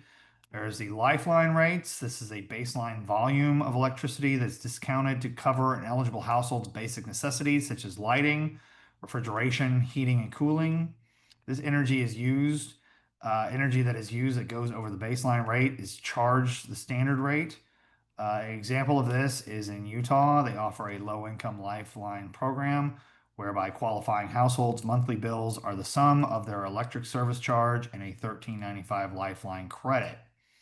That's one example. Then there's the tiered discount models where qualifying households are grouped into tiers based on income level, and assigned a range of discounts with the largest discount received by the lowest income group. For example, New Hampshire's Electric Assistance Program, or EAP, offers monthly electric utility bill discounts ranging from 5 to 86%, depending on which of the 5 tiers qualifying customers fall into. Then there is the straight discount model, where bills are reduced by a set percentage or dollar amount for all eligible households. The example for that is the California Alternative Rate for Energy, or CARE program, that has a straight discount rate for utility customers who enroll in low-income home energy assistance programs. LIHEAP is 35%. This is, this is where I should bring an example. LIHEAP, which is something that we feel very strongly about and we're very supportive of, has been facing a lot of challenges at the federal level. The office that administers LIHEAP saw its entire workforce let go. So there's really no one there administering it. The current version of the House of the Congressional Reconciliation Bill slashes LIHEAP significantly. I think maybe even gets rid of it altogether. Yeah, So it zeroes it out. Yeah. zeroes it out. Yeah. So, I mean, that's obviously something that we're very deeply concerned about and want to make sure that hopefully that does not survive any version that comes out of the Senate. Hopefully that's going to be able to be addressed. And I want to add one other thing is Yeah. that, LIHEAP is administered by the community action agencies, Mhm. and the Trump bill also zeroes out community service block grant funding. Those agencies are instrumental in administering LIHEAP. And as we talk about LIHEAP, I think we also need to talk about continuing funding for the community action agencies. Yes, absolutely. Because those are a real lifeline for a lot of people out there. If you don't know much about your community action agencies, in addition to administering LIHEAP, they do a lot of other programs. They offer a lot of other services. They are, I mean, in some instances around the state, also helping utilities administer some of their programs, especially on the western side of the state with Evergy. So those are really critical. Those are really important, and we want to make sure that we keep those in place. If we're talking about energy efficiency and we're talking about making sure everyone has access to energy efficiency opportunities, we got to talk about that. So very big deal. That's very important. Just kind of bring a federal perspective to that as well. Then there's also the percentage of income payment plans, or PIP. This program sets a percentage cap on the monthly utility bills based on the household income and can roll customer debt into affordable monthly payment plans into an affordable monthly payment plan. There's an example, income eligible customers would pay no more than 6% of income on gas or electric bills and would include an arrearage reduction program. That's one of the things that we're always trying to do is try to figure out like ways to deal with arrearages and that sort of thing. So all very critical. And Those are Spire currently does have a tiered discount model based on energy burden. It's a pilot program. I don't know what's going to happen to it after this rate case, but they automatically enroll anybody who's received ESIP through LIHEAP, but they base it on their own developed energy burden tool. So mm, you're probably aware of that, but I just thought I'd mention that. And yes. we do have an example of it in our own state. Right, right. That yeah, and we should have probably added that, but yes, there are lots of areas where the Public Service Commission or utilities that are regulated by the Public Service Commission can certainly look at some of these examples from around the country or even among the gas utilities in the state and see where there's opportunity to replicate those models and hopefully help people who are in the most need. Um, Next slide, please. And here's a map, just in case you need to see it. In case you're a visual learner, there's are examples of where there are some of these programs in other states. I mean, one of the things that, we would probably do is encourage the Public Service Commission to look at other conservative states and see exactly how they're doing things. I mean, Utah was an example we pointed out. Not exactly a liberal state, so if there's offering utility discount programs there, we certainly hope that we can look at some of those and come up with some solutions that will be of most assistance. Next slide, please. And I'll also quickly note before we jump ahead Yeah, that the low income provisions about energy utility burden that were added to the bill, that language came directly from a bill from Senator McCreary once again. So we want to thank her for fighting to get that put into the bill. yeah, I agreed, and I thought we had something in here. I'm going to add this to the I'm Hey, going to add this to the comments. Yeah, was that John? yeah, hey, I was kind of surprised that I don't know where you got that map, but it looks like Missouri doesn't have low income programs, and I don't know, maybe that's because up till now most of these programs have been considered pilot programs, but we certainly have each of those aspects for one utility or another in Missouri. And I know it's hard to get those state by state um, maps accurate because states call things by different names and they use different mechanisms. But Missouri should be on that list because we do have a variety of those components with different utilities. Can we go back to that map real quick, Abby? Okay. Yeah, I mean, I think maybe we were talking about utility rate discounts. Is that might be why we didn't list that on there because we just hadn't Right. had the ability to do that in the law until now? I don't think we have anything right now that's considered a PIP, but we do have tiered discounts with several Okay. in Missouri. Well, then we definitely need to make sure we get And that fixed. I think a few of those other states too, but it is it is certainly a patchwork of different things. Right. Okay. Well, we'll make sure that we okay. Oh yeah, and okay, so I just wanted to bring this up. We don't have this in the presentation, but one of the things we were talking about was energy burden. That's the project that we've been working on with Consumer Council of Missouri and Sierra Club. And I just put a link to our dashboard for that in the comments, where you can type in a zip code and you can see what the energy burden is for that area. You can start looking at that based on pretty granular data. We work with Consumer Council on that. We work with Sierra Club on that. We also work with the utilities on that. We would not have been able to have done that without the utilities providing that data for us, as well as working with the Department of Health and Senior Services at the state level. So we are housing that and we are storing that, and so we would encourage you to look at that. We are really hoping we can use that data and we use that tool to help craft policies and craft programs in this state. And so that's really important in case there's any policymakers or people of influence on this webinar. Sandy also brought attention to, I want to put this up, you can see it. This is the energy burden, St. Louis energy burden report that was authored by all three of those organizations, Sierra Club or New Missouri, and Consumer Council. It's got a lot of really good detail about this topic, and we would strongly encourage you, if you're interested in it, to read more. So please grab that link, and we'd love to have you. We'd love to have you. We'd love to have you. We'd love to have you learn more about that. Okay, so next slide, please. Changes to renewable energy standard and grandfathering of solar property tax. Okay, next slide, please.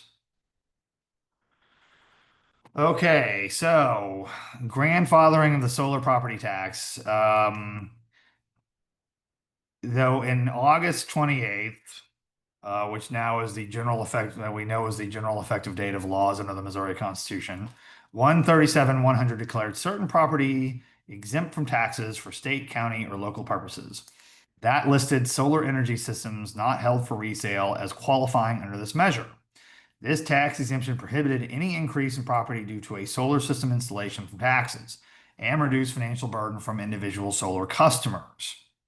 That's what the law was. Next slide, please. Until Johnson versus Springfield Solar. So, this was a dispute between a solar company and the city and Greene County. Essentially, Springfield Solar Equipment argued that their solar energy system was a tax exempt system under 13700. Greene County, Missouri, and its assessor Brent Johnson argued that Section 137-100, subsection 10, was unconstitutional and void due to Article 10, Section 6 of the Missouri Constitution, which I can tell you is basically says that only the Constitution can exempt certain items from property tax or from being tax exempt. So that was the argument that went all the way up to the not the U, oh my gosh, the U.S. Supreme Court, the Missouri Supreme Court, where on August 9th of 2022, the Supreme Court vacated the judgment of the Circuit Court, which ruled in favor of Springfield Solar and declared Section 137-100, subsection 10, unconstitutional. This decision held that solar energy systems no longer qualified as exempt from property taxes and now typically assessed as other property improvements. So that's Johnson versus Springfield Solar. Next slide, please. So there were obviously a lot of solar developers who panicked about this Supreme Court decision. And rightfully, they were operating under a law that they believed to be valid, and the Supreme Court said it was no longer the case.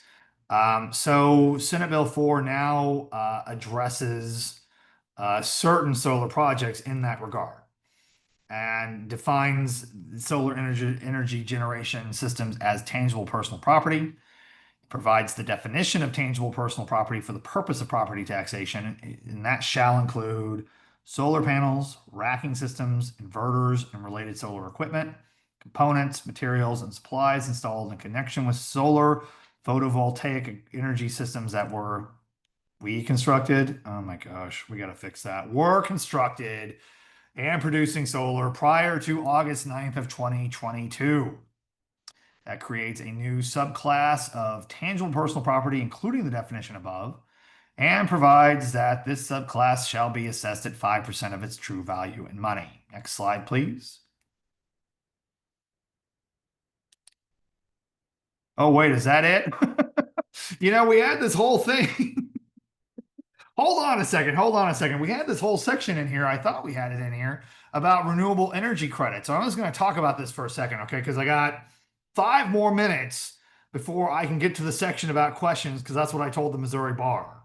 Okay, so I hope you have questions. I haven't seen any yet, but be thinking about questions you might have, because then it's just going to have to be me and Emily Weber talking about the legislative process again, and I don't think you want that.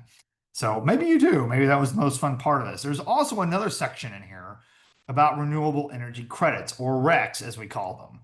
And it was very specific.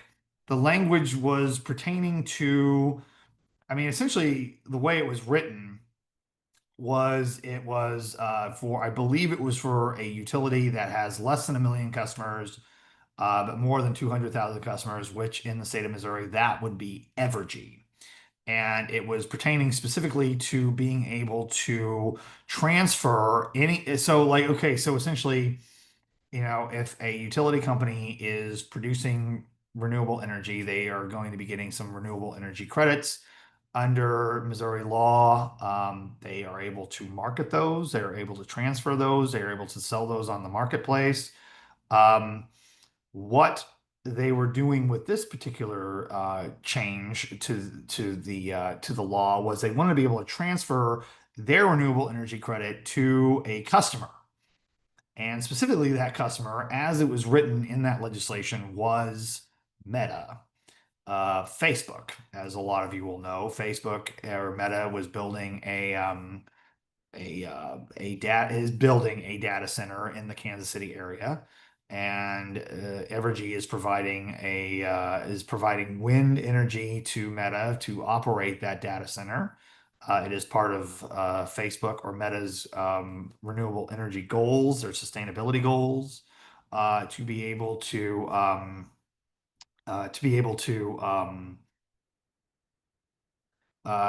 run that data center, which again, as we noted, takes a lot of energy.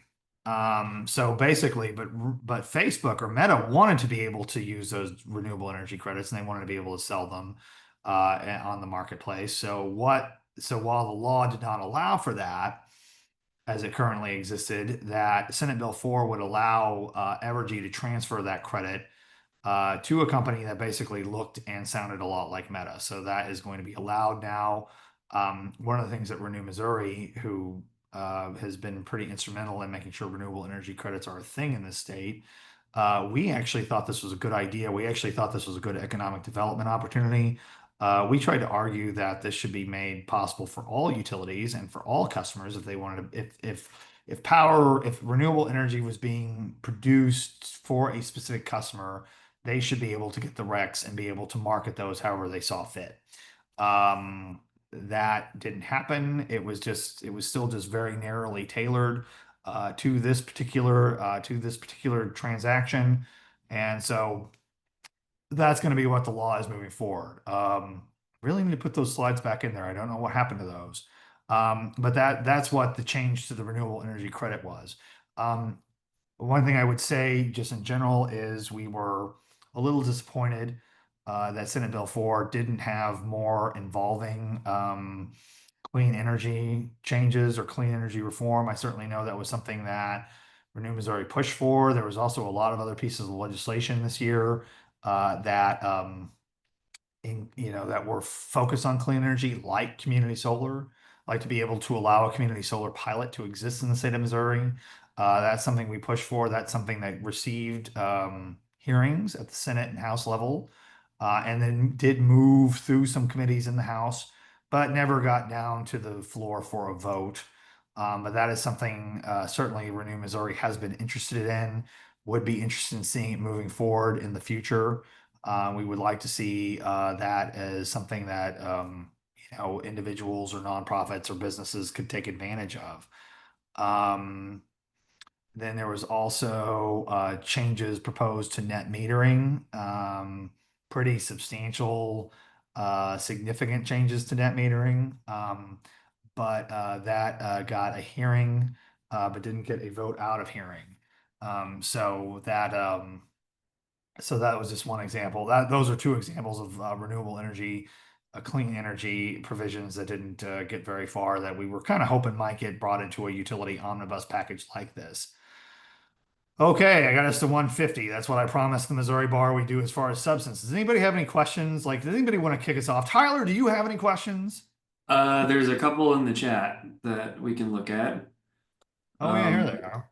One from Natalie Newman Hmm. says, has there been any discussion of small modular reactor SMR development in Missouri with regard to the quit provisions?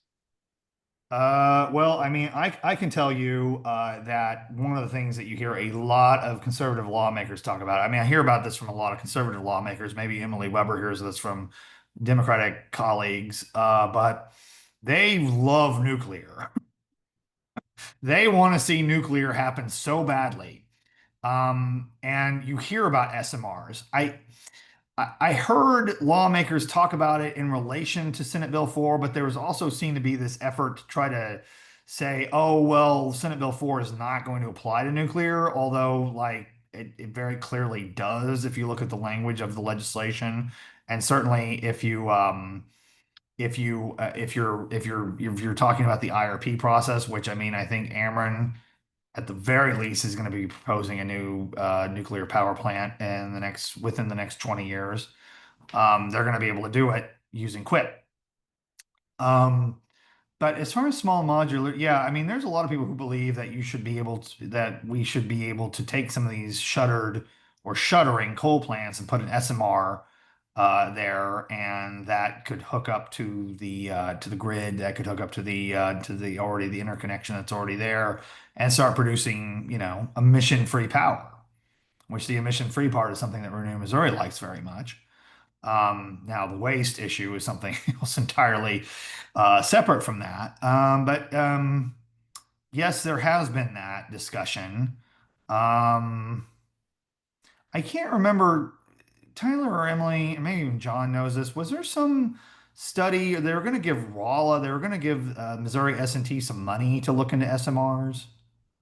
Yes, I know that there was money put in the budget in the House. I did not check. I don't know right now if it stayed in, but there was money added for SMR research in Rolla. And unfortunately, I do not remember if that stayed in as well. That was in Okay. House Bill 6. I'd have to go check, but I'm not sure if it's still in there. Well, but I think if the question is, has there been any discussion about it? Yes, there has been. We got a Uh, couple more questions. Susan asks, what do you know about the Erevan 430 megawatt solar project in Scott County with IRA transferable credits to Meta? hmm. So Well, that is the Kelso project.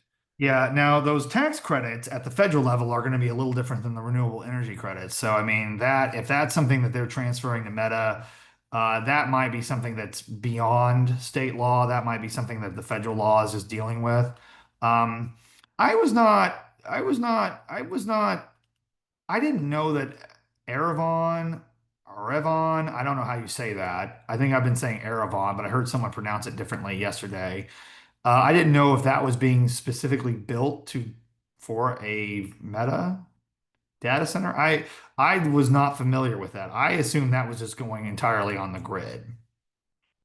I do Susan might not know know. about that project specifically either. I would have to look into it. Yeah, my understanding was that they're just going to be selling that to MISO, that power to MISO. But if they're selling it specifically for a project, I wasn't sure where. I mean, Meta might be building something like in Illinois or Kentucky or somewhere down there in that part of the state, that bordering that part of the state. But I'm not familiar with it. I do know that is a big project. I was just down in southeast Missouri like a month and a half ago, and boy, oh boy, that thing is a monster. They haven't completed it yet, but all the poles were up, and you can just see those. If you drive around some of the back roads near Kelso, Missouri, that is that's gonna be a lot of solar. Got Um, just over 5 minutes and one more question from Ben. Can you talk about accelerated renewable energy buyers? Is this anything other than data centers, and are they only buying large utility scale projects? hmm. Accelerated, I know I know about like retail energy consumer groups, which are like Walmart, Target, companies like that. The Accelerated Renewable Energy Buyers Group, I don't know them specifically. I know there are specific data center organizations out there. I know in fact, there's one of them that's involved with a number of cases at the Public Service Commission, including Ameren and Evergy's large load tariffs that they've filed before the Public Service Commission right now. I believe there is a data center. I can't remember what they call themselves, but there is a group of data centers that are there, and most of them are working with, negotiating with their utilities to have specific generation built for them. And one thing I would note about that Ameren large load tariff, one of the things that they're offering under that, or they're asking the Public Service Commission to approve, is a voluntary program where they would pay that a customer could pay a premium, a large scale customer could pay a premium to buy nuclear generation that would offset their energy use. So that's still relatively new. Um, Couple more questions we might be able to hit quickly. Cheryl okay. asks, do you ever hear legislators talk about reducing personal usage as individuals versus, just increasing generation? And that's an interesting question. We know how they feel about time of use rates, so I don't Oh know. yeah, they don't like time of use rates. But I mean, listen, it was just like 15, 16 years ago that the legislature passed the Missouri Energy Efficiency Investment Act. That is a piece of that is a policy that Renew Missouri and the utilities are big fans of. We are big fans of MIA. Regulators have been less they have been more skeptical of MIA over the past year or two. We have seen budgets get cut. We have seen programs get reduced. I mean, I think one of the concerns that you hear from regulators and from consumer groups is that those budgets that have been submitted by the utilities are a little bloated, that they're a little more focused on bureaucracy than they are actually delivering services. That would be the argument for why those have been cut. All right, fair enough. Maybe they are a little bit, but we would like to start seeing the Missouri Energy Efficiency Investment Act get used more. Um, But in answer to her question, honestly, you all spend more time in the Capitol than I do. But in my limited time in the Capitol, no, I've never heard of Right. any of those conversations. all In right. fact, disappointingly, my own Democratic House rep voted in favor of Senate Bill 4. So, yeah, Right. it's very disappointing. So I would We say have one no. question. Sorry, Emily. Oh, I was gonna say, so no, like legislators aren't really talking about that. I mean, what James hit on, yeah, that's bit of the conversation, but for the most part, no. Yeah. We have Uh, one question about what will they do with the Holzman vacancy on the PSC. We don't know. I don't know yeah. if any of you guys have intel. We don't know. The governor can do that at any time. Yeah. There's And then, rumors, but I'm not going to comment on those rumors. I mean, I think, it would be surprising to me if Governor Kehoe didn't fill that role this summer, but only he mhm. really knows that. And then one last question. Jack asked a question about an issue at Columbia Water and Light. And he asked if the PSC could intervene with Columbia utilities. And I don't know how you'd want to answer that. Unfortunately, not. Yeah. Unfortunately, the Public Service Commission does not. Well, I don't know if it's unfortunately. I mean, I guess it depends on how you look at it.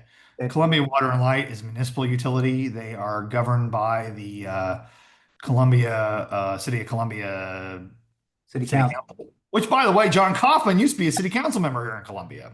Fun Oh, fact. And so the idea is that municipal utilities kind of have this, public oversight that they don't need the Public Service Commission for. Same way with rural electric cooperatives. Jack, I believe, is a Boone County, no, a Boone Electric co-op member. They have board of directors and everything else. So there's an idea that those people are keeping everybody accountable. Whether that's true or not, Jack, to your question, uh, probably not. I would answer, I would say that they have almost no control over the rates, although there is some regulation on safety and there's some regulation Mm, on the territorial boundaries and on other things. But as to the, what they charge and what they collect and rates, um, the answer is no. right. yeah. And we are now at 2 o'clock. Oh my gosh. Let me thank everybody for enduring us for 2 hours. I've really enjoyed this. I hope everybody else has as well. Want to give another thanks to John and Sandy for joining us. And of course, Tyler and Emily for being a part of our organization, and for Abby for producing. Enjoy the rest of your Friday the 13th, and happy Father's Day to all who celebrate. Talk to you soon.